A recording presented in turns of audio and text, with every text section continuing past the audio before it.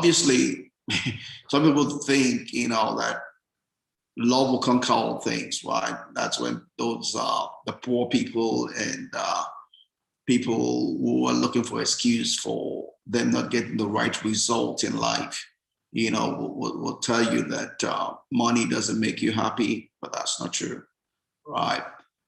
Romantics will talk about love will conquer all things, right? And yes, love will conquer all things, but the money holds the wheel of that conquering, right? The money makes it easy, right? And that money could limit what love can do, because people don't get divorced because they don't love one another. They get divorced because they're not able to live together. They don't understand one another. Somehow things are not working, not because they don't love one another, but there's a conflict and they don't know how to solve that conflict, right? They don't know how to bring down their ego, and make compromise and make concessions, right? To make that marriage work, right? And sometimes some of the stress comes because of money issues. Not necessarily because there's no money, right? It comes from differences in values, in goals, in personality, right? We all have money imprints. That's what we've been talking about, looking at Martha Adams' book. She's told us how we develop our money imprints, right? Our origin, our upbringing, right? Our family, our community, our society. All of that has made us who we are. We're who we are because of all the influences that has hit our life, all the influences that has corrupted our life. That is what has made us who we are. And we've become who we are, right? And we then need to understand how to apply or use who we are to win in life. Because who we are has strengths and weaknesses, right? So first of all, we need to understand ourselves, understand our strength, understand our weaknesses, and make sure that our weaknesses is not standing in the way of our relationship, right? And let's go on that. So pretty much when we don't have that clear, we have conflict issues in marriages and relationship, right?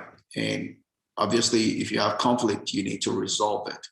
And typically those conflicts come from a lack of understanding of one another, right? Tony Robbins would say the way we communicate with others and with ourselves ultimately determines the quality of our lives, right? The quality of our lives is determined by the interactions we have, right? Typically, like I say all the time, right? Everything that goes on the inside of you, or as any organism, right, is to prepare you for the interaction you have with others, right? So your interaction with others is only as fluent and as palatable and as successful as first your interaction with yourself is. If you have peace within, then you have peace to share with others. If you have no peace within, then you have no peace to share with others, right? So you gotta know yourself. You have to understand yourself. You have to know your own money imprint, your own money archetype, right? And then be able to understand that which is your spouse or your relationship, and together work out what is going to, how those two archetypes can work together such that you meet your spouse need, your need, and your together needs, right? Like we say all the time, right? There are three people in every relationship. It's you, me, and we. And all three are important. None can be overlooked, right?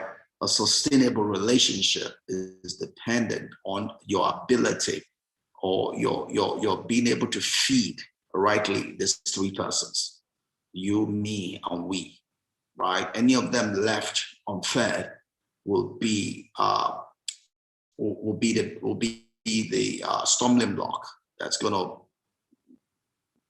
war against the sustainability of the relationship, right?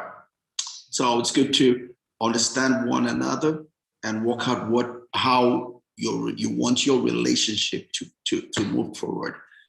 It's more like writing a mission statement for your relationship. How do we want It's like we talk about the union, right? The president in the US gets to give a talk every so often about what they call the State of the Union, right? So you and your spouse or your partner need to work out what is the state of our union. How do we want our union to survive? How do we want our union to go forward, right? So it's not just our union, however, it's how am I going to meet my needs, your needs, and our needs? All three are important, and all three must be well fed, right? Uh, Going on again, 8-year-long study by Harvard just shows that relationships are important, right, to contentment, right? Find that the relationships are more important to contentment, right, than money or success, right? Obviously, relationships are more important, right, to contentment, to you being contented, but than money or success. However, money problems are consistently listed as one of the main reasons why couples get divorced. Obviously, relationship is more important than money and success, but money and success can make that relationship not to work, right? So they're all important in their own ways, right? Nothing to be overlooked, right? So people don't get divorced again because they stop loving themselves. It's just because they don't understand themselves and they don't know how to live together, right? So that's what we're talking about here. How do you live together?